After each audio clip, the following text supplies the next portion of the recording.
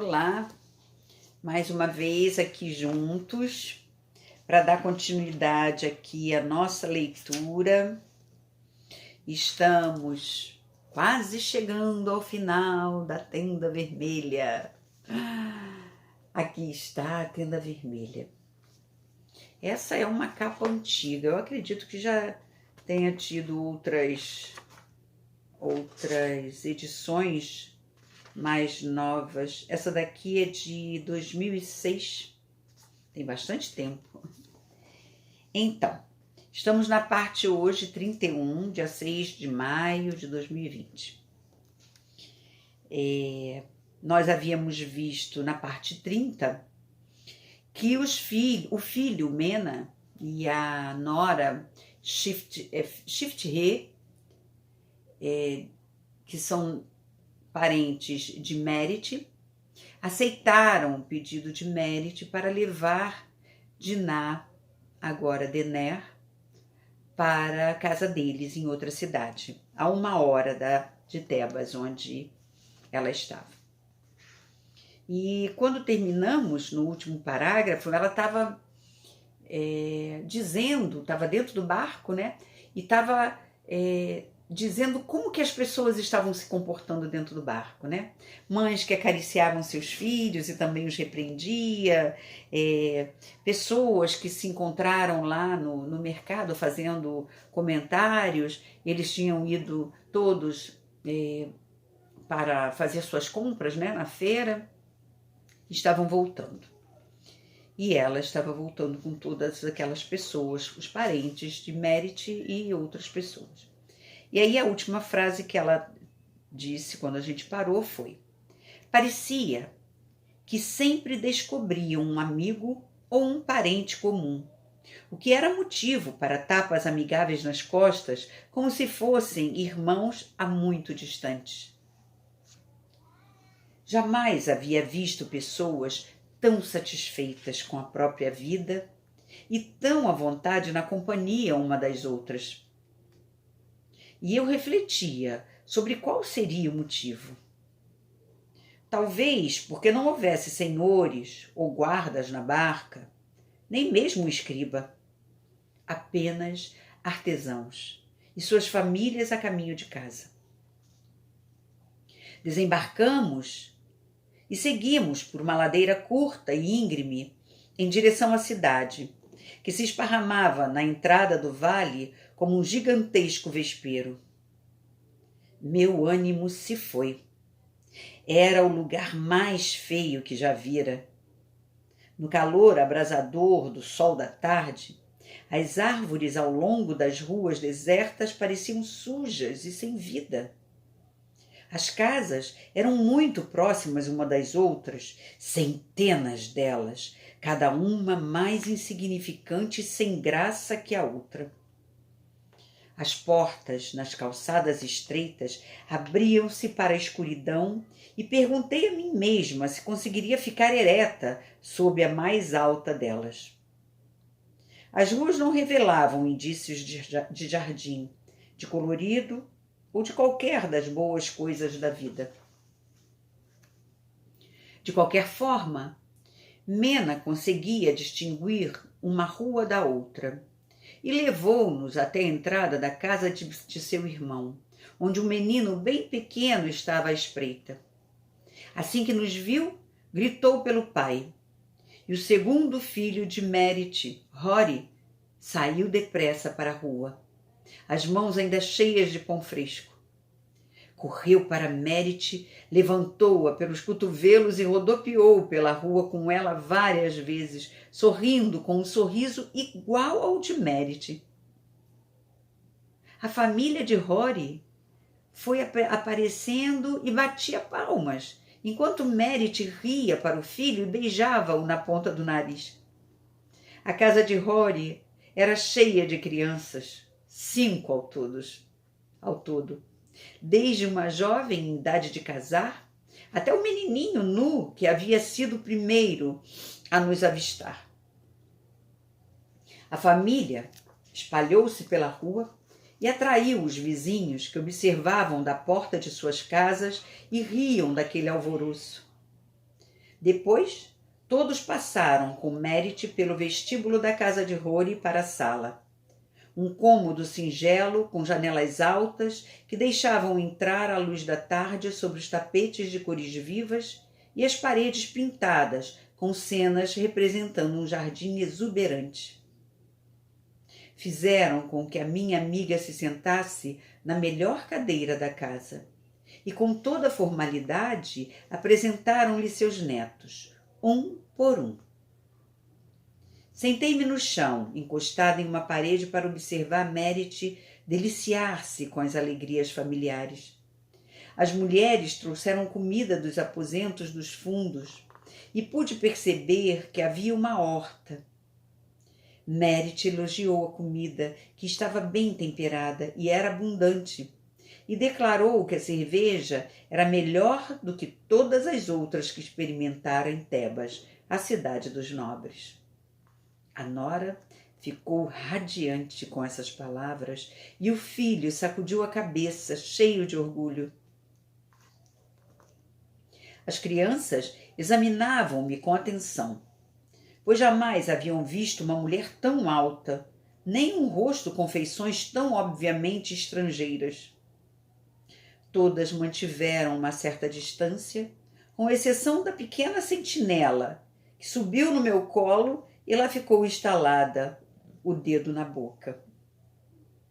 O peso de uma criança contra meu peito fez-me voltar à memória a doçura dos dias em que segurava Remosê daquela mesma maneira. Sem me dar conta do que fazia, suspirei com tanta saudade que os outros se viraram para mim. Minha amiga, exclamou Merit, correndo para mim. Desculpe por me esquecer de você. A mãe da criança aproximou-se e levou-a, enquanto Merit me ajudava a ficar de pé. Esta é Denner, anunciou ela, enquanto me fazia girar como se eu fosse uma criança para que todos pudessem ver meu rosto. Mena vai dizer para vocês que ela é uma parteira sem amigos que ele está recebendo em sua casa por piedade. Mas eu digo a vocês que sou amiga e irmã dela, e também aluna, pois jamais vi ou ouvi falar de uma parteira tão habilidosa. Ela tem as mãos de Ísis, e com o amor da deusa pelas crianças, ela dá a mães e filhos toda a afeição dos céus. Com as faces ainda curadas, por causa de todas as atenções que recebera da sua família, Merit começou a falar a meu respeito como se fosse um mercador que estivesse apregoando seus produtos na feira. E ela é também uma profetisa, hein? Meus queridos. Seus sonhos têm grande poder, e a força de sua ira é temível, pois eu a vi destruir um homem perverso na flor da idade por ele ter maltratado uma jovem mãe.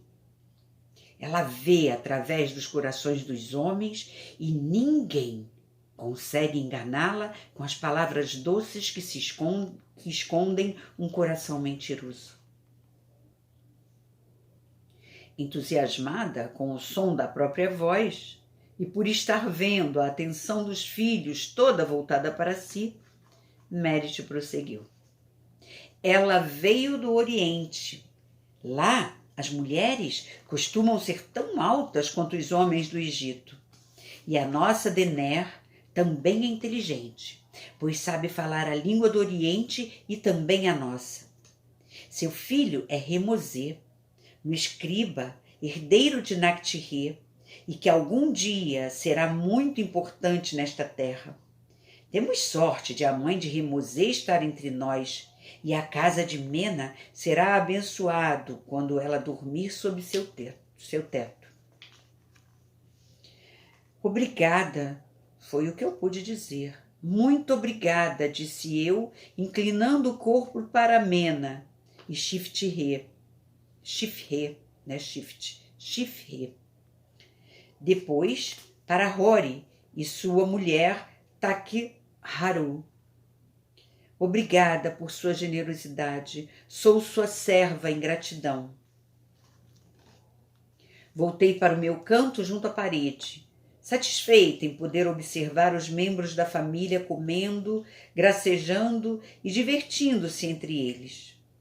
Quando a luz do dia começou a morrer, fechei os olhos por um instante e vi Raquel segurando José no colo, seu rosto encostado ao dele. Havia anos que não pensava no meu irmão José e não conseguia situar aquele momento com exatidão. Mas a cena era tão vívida quanto a lembrança dos carinhos de Lia, tão clara em minha mente quanto a visão das tendas de Manri. Desde criança, já sabia que seria José que perpetuaria a história da família para as gerações seguintes. Que ele se transformaria em alguém mais interessante e complexo do que simplesmente um homem bonito nascido de uma bela mulher. Os parentes de Merit pensaram que eu estivesse cochilando sentada ali, mas meu pensamento divagava, trazendo de volta José e Raquel, Lia e Jacó, minhas tias e Ina, e o tempo anterior a Chechem. Suspirei de novo. Dessa vez, o suspiro da órfã, que impregnou a sala com uma melancolia fugaz, prenunciando o fim da festa de boas-vindas. Caía a noite, quando Mena levou-nos, Merit e eu, pelas ruas banhadas de luar até a sua casa, que ficava próximo dali. Era mais ampla e mais confortável que a de Rory, porém quente e abafada no interior, de modo que carregamos nossos catres escada acima para o terraço, onde o céu estrelado parecia estar ao alcance da mão. Acordei antes do nascer do sol e levantei-me para ver a cidade inteira sonhando. As pessoas dormiam sozinhas e aos pares, ou em grupos amontoados com crianças e cachorros. Um gato descia a rua, carregando alguma coisa na boca. Pousou-a no chão e vi que era um filhote que se pôs a lamber. Enquanto os observava, o sol pintou as montanhas de rosa e depois de dourado. As mulheres mexeram-se, espreguiçaram-se e começaram a descer as escadas. Pouco depois, o cheiro de comida espalhou-se pelo ar e o dia começou. A princípio, Shifre não permitia que Merit ou eu fizéssemos qualquer coisa, fosse na cozinha ou na horta. Ficávamos sentadas, sem fazer nada, olhando-o a trabalhar. Merit tinha horror de se tornar uma sogra intrometida, mas suas mãos ansiavam por se ocupar com qualquer coisa. Ao menos deixe que eu a ajude a preparar a cerveja, pediu. Quanto a mim, propus, e eu poderia varrer o terraço. Aparentemente, porém, Shifre se sentia ofendida com as ofertas de ajuda. Ao cabo de uma semana, eu não aguentava mais.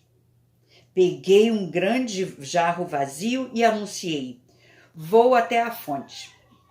E saí porta fora, antes que a anfitriã pudesse objetar, para a surpresa de Merit e minha própria, devo confessar. Depois de anos com medo das ruas de Tebas, segui apressada por aquela sem saber ao certo aonde ir. Entretanto, como sempre havia mulheres indo e voltando da fonte, logo descobri meu rumo. Enquanto andava, aproveitei para olhar dentro das casas e sorri para as crianças nuas brincando no chão. Comecei a distinguir uma casa da outra. Vi flores plantadas aqui e ali. As molduras das portas pintadas de vermelho ou verde e bancos colocados junto à entrada. Senti-me outra vez uma menina, os olhos abertos para as novidades e tendo pela frente um dia sem obrigações a cumprir. Quase chegando à fonte, alcancei uma mulher grávida que caminhava à minha frente com aquele típico andar oscilante. Não é o seu primeiro, certo? Perguntei-lhe em tom animado quando cheguei ao seu lado. Quando ela se virou e olhou para mim, vi o rosto de Raquel. Vi a expressão que ela devia ter durante os longos anos que antecederam o muito esperado nascimento de José. O rosto da mulher contraiu-se de raiva e desespero. Ah, minha cara, perdoe-me, disse eu envergonhada. Falei antes de perceber o que isso deve significar para você. Não tenha medo, mãezinha. Esse menino vai nascer bem. A mulher arregalou os olhos cheios de medo e esperança. A boca entreabriu-se de espanto. Como tem coragem de me dizer essas coisas? Este vai morrer como os outros que vieram antes dele. Sou detestada pelos deuses. A amargura e a angústia transpareciam em suas palavras. Sou uma mulher sem sorte. Minha resposta brotou com a segurança da própria grande mãe, com uma voz que veio através de mim, não de dentro de mim. Ele nascerá perfeito e muito em breve. Hoje mesmo ou amanhã. Mande chamar por mim e irei ajudá-la quando chegar a hora de subir nos tijolos e de cortar o cordão. Arouri era o seu nome. E depois de enchermos nossos jarros, ela me acompanhou de volta à casa do padeiro. Morava algumas casas mais adiante. E na noite seguinte, quando sua hora chegou, o marido veio procurar a parteira estrangeira. Com Merit, ajudei um parto que foi um dos mais fáceis e simples que jamais havíamos presenciado. Arouri chorou de alívio quando segurou seu terceiro filho gerado, mas o único que nascera vivo. Era um menino robusto e ela o chamou de Den-Ouri, o primeiro a receber um nome em minha homenagem. O marido, que era oleiro, presenteou-me com um belo jarro em sinal de agradecimento. Beijou minhas mãos e ter-me-ia carregado no colo até em casa se eu tivesse permitido. Merit espalhou a história de que eu havia realizado alguma espécie de prodígio com Arouri. E não demorou muito, estávamos mais ocupadas do que em Tebas. A maioria dos homens que trabalhava no vale era de jovens casados com mulheres na idade de procriar. E por causa disso, nós atendíamos a no mínimo 10 partos por mês.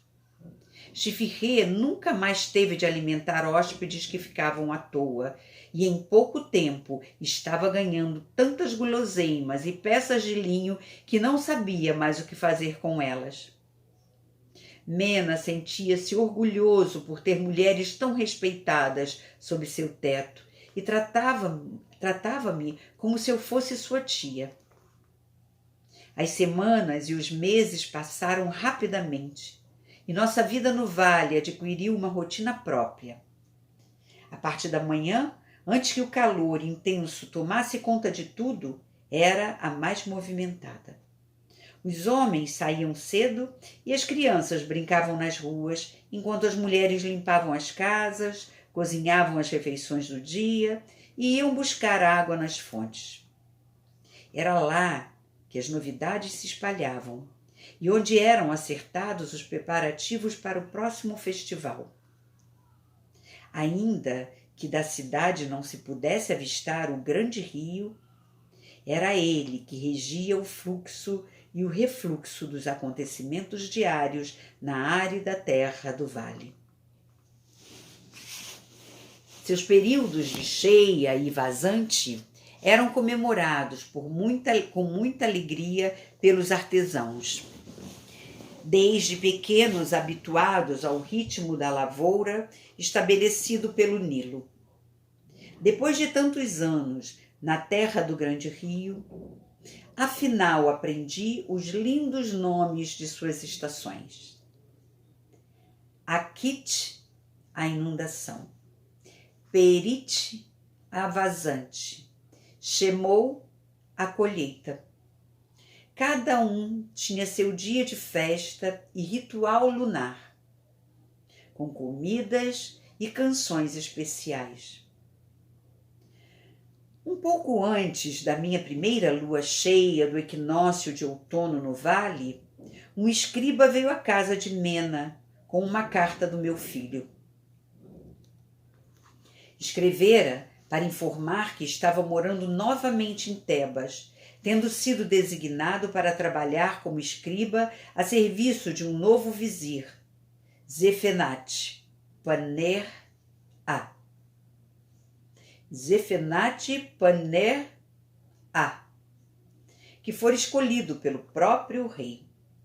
Mandava saudações em nome de Amun-Re e Ísis, e votos de boa saúde para mim. Era uma espécie de mensagem oficial, mas mesmo assim eu estava feliz, porque significava que ele havia pensado em mim o suficiente para enviá-la. Aquele fragmento de calcário, escrito pelas mãos de Remosê, tornou-se para mim o mais precioso dos pertences. E para os outros, não obstante meus protestos, uma prova de minha condição como pessoa de prestígio. Não se passara muito tempo da chegada da carta de meu filho e um outro homem apareceu à porta da casa, procurando pela mulher chamada Dener. Chifirré perguntou-lhe se era a esposa ou a filha dele que precisava dos tijolos da parteira. Mas ele apenas respondeu, nenhuma nem outra. Então, perguntou se ele também era um escriba, trazendo mais uma carta de Tebas, mas ele respondeu que não. Sou marceneiro, explicou. Chifirré foi até o jardim, levando a informação curiosa de que um marceneiro solteiro estava procurando por uma parteira. Merit, que estava fiando, levantou vivamente os olhos de seu trabalho e, afetando desinteresse, disse: Dener, vai ver o que esse estranho quer. Desculpa, eu vou repetir. Dener, vai ver o que esse estranho quer. Melhorou. Fui sem pestanejar. Os olhos dele estavam mais tristes, mas de resto era o mesmo. Não levou um momento e Bênia estendeu a mão e tocou-me. Sem hesitar, pousei minha mão sobre a dele. Estendi a outra mão a ele e a tomou. Ficamos um diante do outro, mãos unidas, sorrindo como dois tontos calados, até que Merit não aguentou mais a expectativa e chamou-me lá de dentro, com uma falsa preocupação na voz. Ô, Dener, você ainda está aí ou era um ladrão que estava à porta? Entramos na casa e fomos ao encontro de Merit, que se apoiava ora em um pé, ora no outro, e requieta como um passarinho, exibindo o sorriso travesso do deus Beijo. Chifirré também sorria, pois acabara de saber que Merit passara os últimos meses procurando o artista que me oferecera seu coração junto com aquela esplêndida caixa que eu trouxera de Tebas. Convidaram-no a sentar e ofereceram-lhe cerveja e pão. Mas Bênia tinha olhos apenas para mim, e eu retribuía o olhar. Vá logo, disse Merit, abraçando-me e empurrando-me ao mesmo tempo. Mena levará sua caixa pela manhã, e eu irei atrás com pão e sal. Vão em nome da deusa Ísis, o seu companheiro Osíris. Vão e sejam felizes. Ao deixar a casa de meus amigos e seguir um estranho, surpreendi-me com a minha própria convicção, mas não hesitei. Andamos pelas ruas, lado a lado, sem dizer palavra, por um tempo que me pareceu muito longo. A casa de Bênia ficava perto dos limites do povoado, próximo ao caminho que ia em direção às tumbas, bem longe da rua de Merit.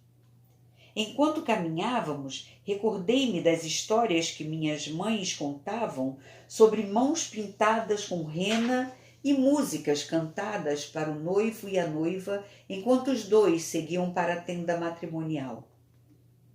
Sorri ao imaginar que estivesse naquele momento em uma espécie de cortejo, a caminho do leito nupcial. Sorri também ao pensar que Merit, na manhã seguinte, bem cedo, iria correr de fonte em fonte e contar para todo mundo sobre o caso de amor entre Bênia, o mestre marceneiro, e Dener, a parteira com poderes mágicos. Quase ri alto ao pensar nisso. Bênia, interpretando o ruído que eu deixara escapar como um sinal de aflição, abraçou-me e, levando os lábios ao meu ouvido, sussurrou: não tenha medo. Mágicas palavras. Apoiei a cabeça em seu ombro e fizemos o resto do percurso de mãos dadas, como duas crianças. Assim que chegamos à casa de Bênia, que era quase tão grande quanto a de Mena, ele me conduziu pelos cômodos e com muito orgulho mostrou-me a mobília que havia feito. 2 cadeiras que pareciam tronos, uma cama entalhada com rebuscados detalhes decorativos e caixas de diferentes formatos. Achei engraçado ver que até o vaso sanitário era bonito demais, levando-se em conta sua repugnante finalidade.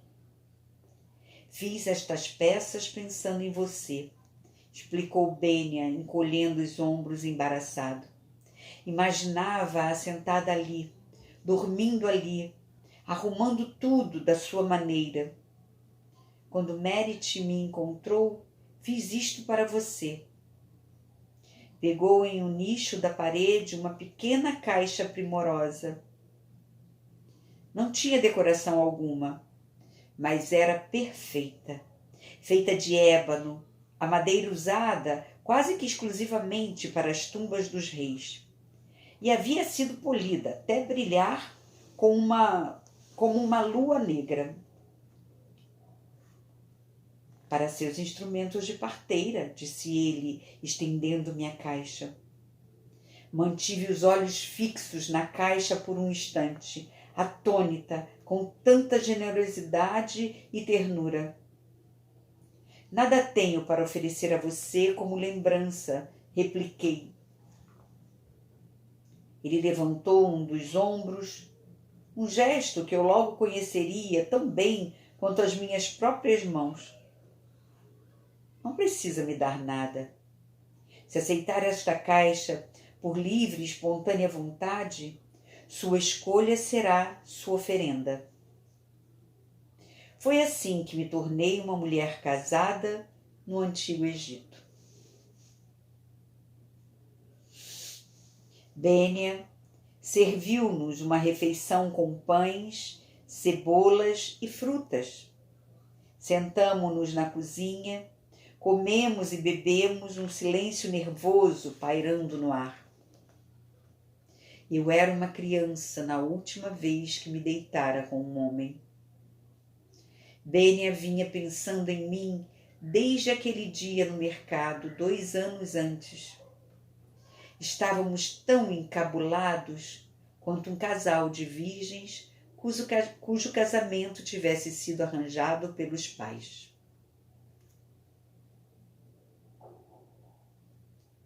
Terminada a ceia, Bena levou-me pela mão até o aposento principal, onde fica a linda cama coberta de frescos lençóis de linho.